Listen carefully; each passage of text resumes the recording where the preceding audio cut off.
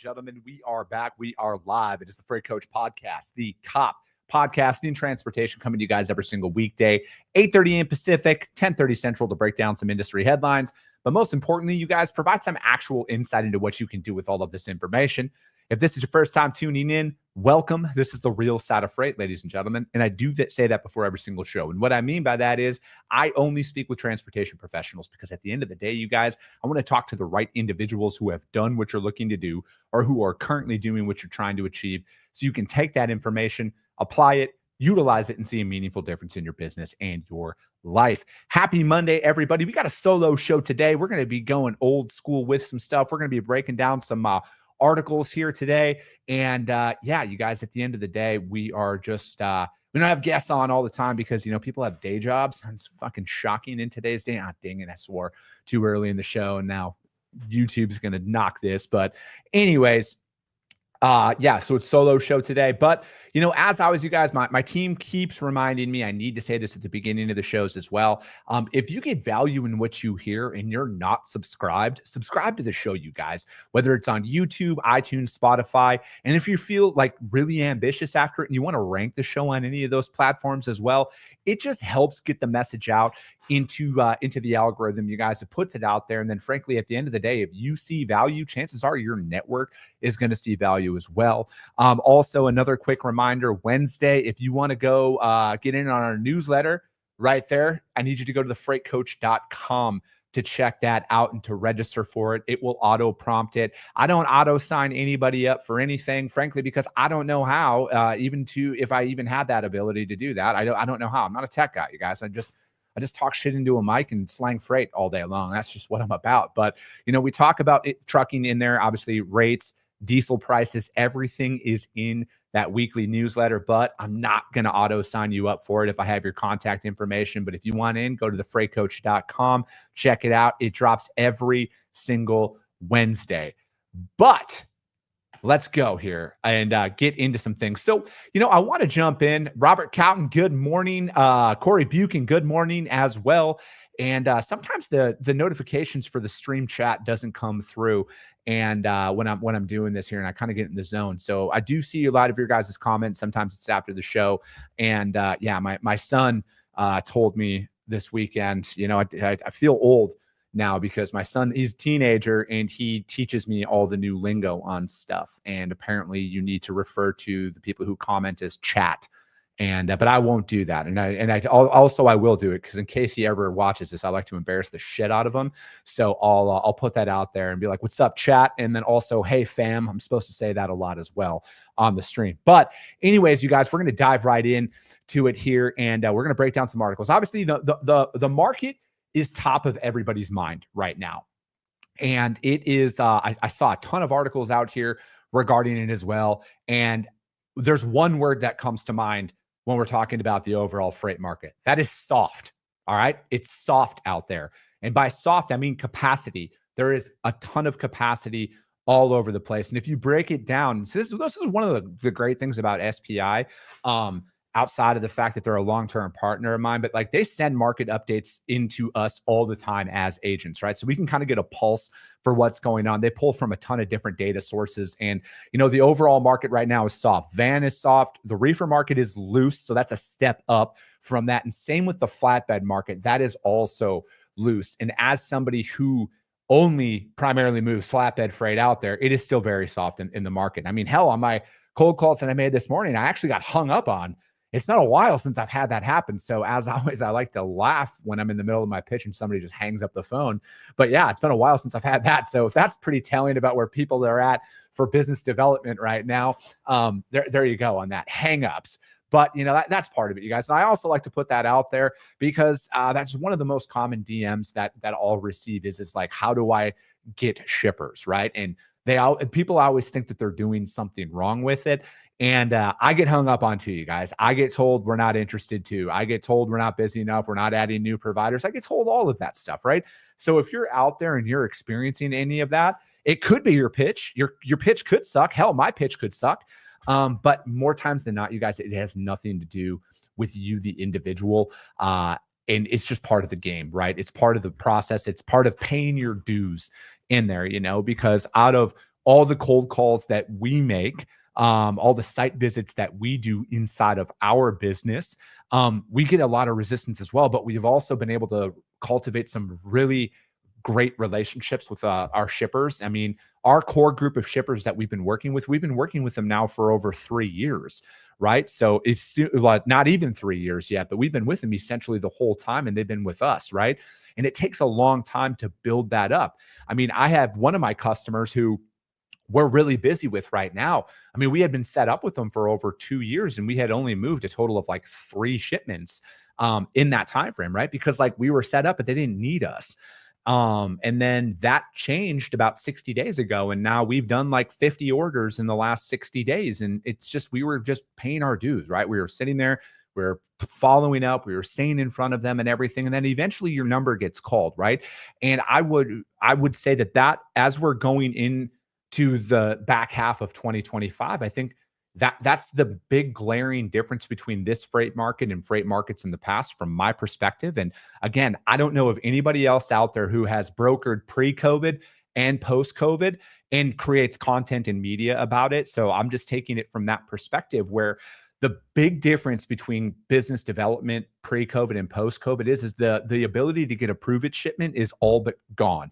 I'm not going to say it's non-existent out there, but what used to happen, at least for me, is back in the day when you would cold call somebody, you have a couple of good conversations, right?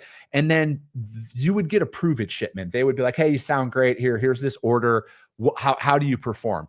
That has seemingly gone away in its entirety. They'll set you up, but with capacity being as loose as it is out there, it's really tough to kind of crack in. And especially if people are getting really good rates. And when you're competing with asset pricing as a broker, it's really tough to kind of to break in to some of these operations at the end of the day. But it's not impossible. But again, you need to be set up for how this is going to be. And I truly feel that this is going to continue for the foreseeable future. I would say all of this year, maybe into the first half of next year, the next 12 months very well could look like it is right now.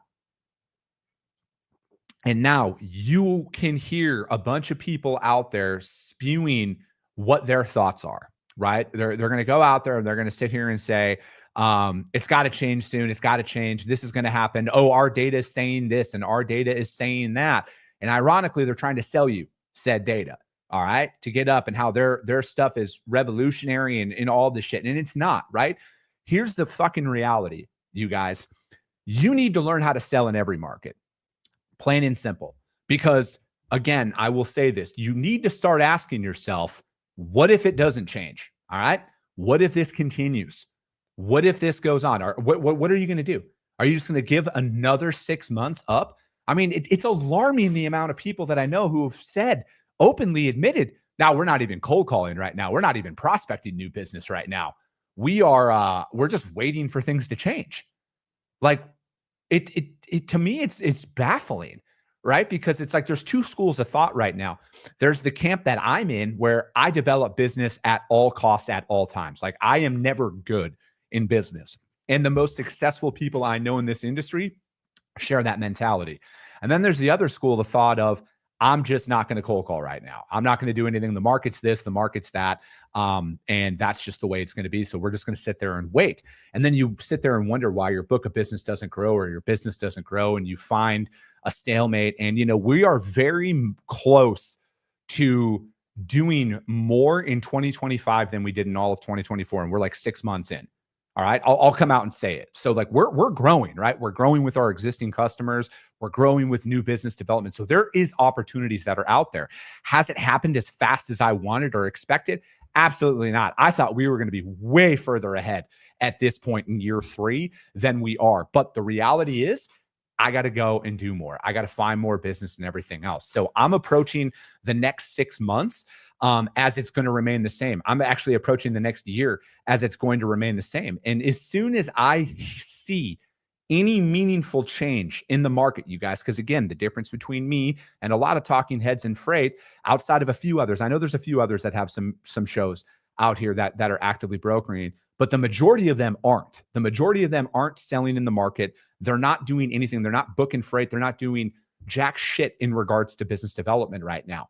The reality is it's not going to change anytime soon. And as soon as it does, as soon as I see it at the desk level, I will be the first one to sit in the position that I am in and tell you guys exactly what is going on out there. Okay. Because from a business development standpoint right now, it's going to take a lot longer than you want. That is why when you get customers, you got to go and treat them as they are the finest one at the ball. And you got to keep them just as happy, and you got to keep your carriers just as happy to want to continue to work with you, because with where we're at from a historical perspective, at any given moment, things could tighten up. And then what? Are you going to have a bunch of carriers who now are in a carrier's market and they're not going to take your freight because they remember how you were treating them in a down market, right? So you have to balance that out, you guys. That's the secret sauce to freight brokerage right there. That's the secret sauce. So I'm going to come out here. I pulled a bunch of different data that I personally use inside of my business to show how I really get a pulse for how the market is performing out there. Okay. So obviously my friends over at Green Screens, we do a bunch of market reports. Comes out once a week in the newsletter if you want to get on that. But, you know, again, if we're looking at, there's a 30-day trend going on out there in the Norfolk, Virginia market. Norfolk to Charlotte, this is for a dry van. There was a 7% increase. Memphis, Tennessee to Elizabeth, New Jersey, there was a 6.5% increase that was going on in price out there. And then Little Rock, Arkansas to Kansas City, Missouri, there was a 8.5% decrease. And then Nashville to Detroit, there was a 9% decrease in pricing out there as well. And again, I always break a lot of this stuff down in the region. So if I'm looking at Little Rock to Kansas City and then Nashville to Detroit, for example, I include Nashville and Little Rock in the same shipping region. So that could be very indicative of a price softening in that area, or at least one that it's not going to change. So if I have any shippers in that area, and you might be noticing this if you are moving freight in that area, that rates might start to trend down a little bit. And again, lock in long-term pricing with your customers. Like that's a strategy that everybody should be implementing, is keeping your rates as consistent as possible to your customers right now. Don't even raise them $50, right? If you're out there and you're moving it for $3,000, for example, and you see that, you know, there might be a slight increase, don't go in and ask for more money. Keep that as similar as possible.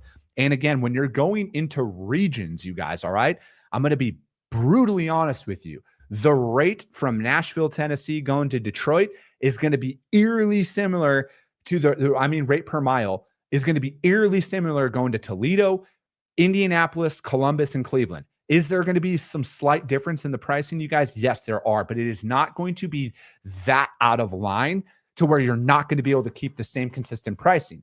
Now, 4th of July is coming up here soon. Yes, there will be a difference in pricing for that. But for the most part, you guys, there's a lot of consistency out there. This is the strategy I am taking with all of my customers right now, is I am quoting the literal exact same rate on the same lanes day in and day out. And I am going to continue to go down that strategy out here because shit's not changing. All right. No matter what you see out there, it's not changing, at least for the freight that I'm moving. All right. Are there some exceptions to the rule? There's always exceptions to the rule. And that's what a lot of people love to hammer on, but it is not the norm out there across the board. Now, if you're a customer of DAT, you get to go out there and you get to see a lot of the rate changes and everything else that are going on out there. And so going on here, I got an email this morning about this dry vans. Van loads are down 7%. Out there, line haul rates, net fuel are down 1 cent. Loads per truck are down. They're at 5.4, down from 5.5. The 4-week average of that is 5.8. Reefer loads are up 1% week over week. Reefer equipment is up 5% out there. Line haul rate, fuel is up 1 cent net, or it's up to 198 net fuel, which is up 1 cent. Loads per truck are unchanged. 9.1. The 4-week average is 9.4. Flatbed loads are down 10% week over week. Flatbed equipment is up 1% out there. So again, if load counts are down, but equipment is up, what does that say, you guys? Supply and demand, all right? There's more trucks on the road than there is freight out there. All right. So again, back to what I was saying about keeping consistent pricing across the board going to your customers. That is all you need to focus on right now. And loads per truck are down. They're at 25. They were at 25.9. 4-week average is 28.2. Now that is another data set that I look at. I also am on Truckstop. I pay attention to all of those trends when I go out there. Truckstop has a phenomenal pricing tool as well for flatbeds that we utilize. And again, I'm out there and I'm looking at all of this because at the end of the day, you guys, you need to compare. You need to compare and contrast. You need to see what's going on. And what you'll see is for the most part, you guys, from a rates perspective, if you're looking out over the last 12 months and you're looking at historicals, there's a couple of peaks that are out there, but they have remained fairly consistent. Okay. So keep that in mind out there as you're going and bidding on more freight. And then if you guys want to win more loads, though, go hit up my friends over at Green Screens, you guys. That's who we use to bid on all of our freight. And yeah, that is who I would highly recommend the most. All right. So first article we're going to get into today, you guys, is from my friends over at the JOC. It's been a while since I've had them on. But this one is U.S. trucking rate momentum stalls amid volume decline. Trucking executives may say that there are increasingly, if still cautiously optimistic about a recovery in their market, but the latest on freight demand isn't encouraging, i.e., like I said, you guys need to be approaching this like it isn't going to change. The monthly Cass Freight Index, which I've had Cass on the show a few times. I love those guys. And the U.S. Producer Price Index report released Thursday show freight demand and pricing either declining or stalled on a month-to-month basis. And just for an example, you guys, with Cass represents the manufacturing and shipping community out there, all right? They are out there doing payments for the shipping side of the industry, right? So they have that hard data coming from the people who are actually tendering out the loads, all right? So keep that in mind. Truck and intermodal rail shipments fell 0.4% from April to May and dropped 4% year over year, according to shipment component of the Cass Freight Index. The 4% decline followed a 3.6% year over year decrease in shipments in April. The May shipments decline bucks normal seasonal trends, Cass said. Consumer spending in the first quarter before the new administration introduced higher tariffs is still propping up freight demand, but that support is beginning to weaken. Pre-tariff inventory stocking has started to turn to destocking, and those stocks will continue to thin in the coming months. A further drop in domestic freight volume is likely this month. Normal seasonality would have shipments decline by 2% year over year in June. On the year over year basis, the Cass Freight Shipment Index has been falling since February of 23, month over month, and the index rose 0.4% in April before dropping in May. Truckload rates are still rising year over year, but they have been decreasing on a consecutive monthly basis. The truckload line haul index, which includes spot and contracted rates, dropped 1.5% from February through May. The long distance U.S. truckload producer price index was flat in May from April at a reading of 177.3 and up 3% year over year. The weighted JOC shipper paid to truckload rate rose 4 cents per mile on average in May to $2.18 a mile, although that was down down from $2.21 a mile. And then, however, those 3 months represented the highest reading of the that was LTL.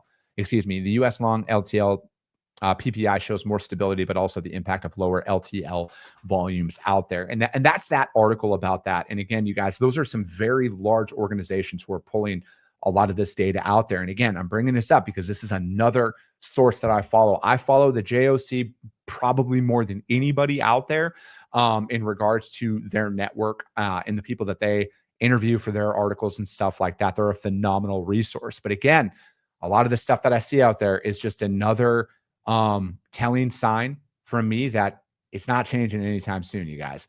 And the one thing that comes to mind, and I was just talking about this with Gabe Pankinen last week, is LTL, right?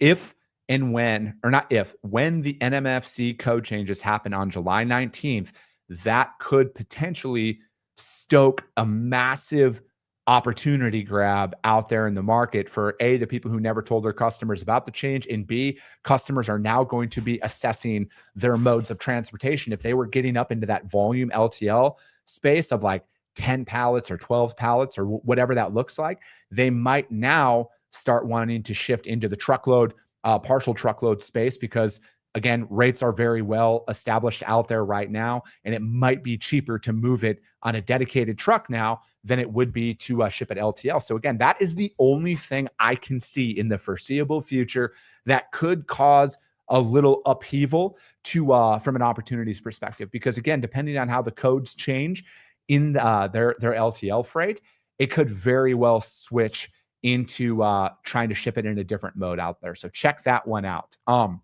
Next article, also from my friends over at the JOC. And I pulled this one because it is titled Schneider and JB Hunt see U.S. truck capacity shrinking in the second half of the industry. And again, like I say often, I pay attention to what a lot of the large companies in the industry are doing, but their strategy and my strategy as a startup are very different, right? Because I'm still building my brand. They have an established brand out there. So they're looking at different investments, and their business strategy is different because my main business strategy is cold call more shippers, get more revenue, and then build out my team from there. But trucking executives are increasingly confident the freight market is approaching an equilibrium, not due to higher demand, but because they believe capacity is about to cut faster by multiple factors, including tougher enforcement of U.S. regulations. They're looking for a lift, any lift further off the bottom of the trucking downturn that has lasted 3 years. And speakers told the 2025 Wells Fargo Industrial and Materials Conference in Chicago this week. I think there's going to be fragileness in the supply chains and the supply side, and any little lift will start to be felt, said Bradley Hicks of JB Hunt. I think we will get back to net growth in the second half, said Nicholas Hobbs, JB Hunt COO. And I can't guarantee it by the end of Q3 or if it's in Q4. There's the timing that comes in. In terms of dedicated contracts, we can sell a deal even today, and we might not start at that location until November or December. And despite a soft economy, manufacturing contraction, and the tariff impacts on China and Mexico, that the truckload market is not that bad, if not yet completely normal, said Mark Rourke, of the president and CEO of Schneider. The worst case scenario that we are being band-aided about haven't even played out, he said. We can certainly see a downturn in the West Coast volumes that would normally see at this juncture, but there's also a lot of bonded warehousing activity still starting to come inland, and some of the slack in the West Coast truckload volume has been taken up by volumes in the Midwest and Southwest and cross-border volumes to and from Mexico. He said, adding that domestic demand has been fairly steady, if unspectacular. Although Rourke, Hicks, and Hobbs believe truck capacity is tightening, shippers have told the Journal of Commerce that they have not seen any tightness yet, noting that they have no trouble finding a truck. Again, i.e. the markets, I said from the SPI email that I get once a week, still very soft out there. All right. There's still a lot of factors that can come into play. And again, the majority of us need to operate in real time because a lot of us operate off of that spot market, last minute freight that comes through from our customers. So again, when some of the biggest providers out there are positively optimistic, and again, I look at it like this: publicly traded companies, for the most part, again, I'm not speaking on behalf of them, but one thing I've noticed in my life, a lot of them they're very strategic in their messaging, right? Because you don't want to instill any shareholder, give your shareholders a lack of confidence in what's going on out there, right? And then obviously trucking, another part of the article, there we go. Trucking executives see new factors emerging beyond low rates and higher insurance premiums, in particular, federal enforcement of the English language requirement for drivers out there. It's a matter of how consistent and broad-based the enforcement is. Under the new guidelines, U.S. Department of Transportation, that take effect June 25th, an inability to communicate in English with officials or read road signs will automatically lead to drivers being placed out of service. An inability to communicate through English has been a violation, but not an out of service violation since 2016. In 2024, state police and federal inspections handed out 9,500 English language proficiency violations out of 1 million driver violations out there. Let me see here. Sorry. And then the LP has been a little dismissed too much, in particular in certain geographies where there could have more concentration out there in the market. So yeah, again, like that's another thing too. And I feel like it will boil down to how strict states want to enforce this. Again, I am pretty impartial on a lot of this stuff, but I feel like at the end of the day, if you have a valid CDL and a valid driver's license in this country, it's very clear that you need to be able to read, write, and speak in English. At least that's how it was when I got my driver's license back in the day. And I think that's very common out there, right? And again, some states are going to enforce it, some are not. I think you can pretty much just follow party lines for how that is going to roll out here inevitably. And again, could that be a big shift in the market? Yes, but probably not at the end of the day. I don't think it is going to be that big of a deal. It very well could. And from that perspective, if it does, again, that will be another thing. And we'll talk about it as it gets a little bit closer. I just don't personally think it's going to be a thing because a lot of this stuff has been in effect already. They're just enforcing it. And again, I feel like follow state party lines in what states will probably enforce it and what will not. So that could have a pocketed effect on the market as a whole. So again, you guys, that article was also from the JOC, and that is from Schneider and JB Hunt. Says they see U.S. truck capacity shrinking in the second half of 2025 out there. Again, there's a lot that is kind of riding on that, but we will see. A positive, though, as our third and final article for the day is from ttnews.com, and Trump removes California emissions waiver. I have spoken about this at length on it and in past shows about my disdain for further government rules and regulations. And this is another one, right? It's one of those ones you can go out there. We don't have enough time left in the show today to go through all of it. But again, the state of California has been very vocal about their want to remove any and all gas-powered vehicles outside of electric vehicles by like 2036. All right. And this is removing it from it. And it goes on to say, today, common sense prevailed. We want to, this is coming from, my screen just updated here. And this is from the ATA, excuse me. Today, common sense prevailed. We thank President Trump, EPA Administrator Lee Zeldin, and congressional leadership for taking decisive action to end crippling, detached from reality rulemaking that would have imposed devastating economic consequences on American businesses and families, said Chris Spear. This is not a United States of California. With the stroke of his pen, President Trump is restoring the certainty that the trucking industry needs to deliver our nation, and we continue to reduce our environmental impact. Gina Jones, a driver for Warner, said we cannot allow one state's regulations to disrupt our entire nation's supply chain. Allowing California to do so would have negatively impacted the hundreds of thousands of truck drivers who deliver critical goods across the country. Per informal information provided by the ATA, it takes about 15 minutes to fuel a diesel truck to go 1,200 miles. Conversely, it takes 6 to 8 hours to charge an electric truck that can at most travel 200 miles on a single charge.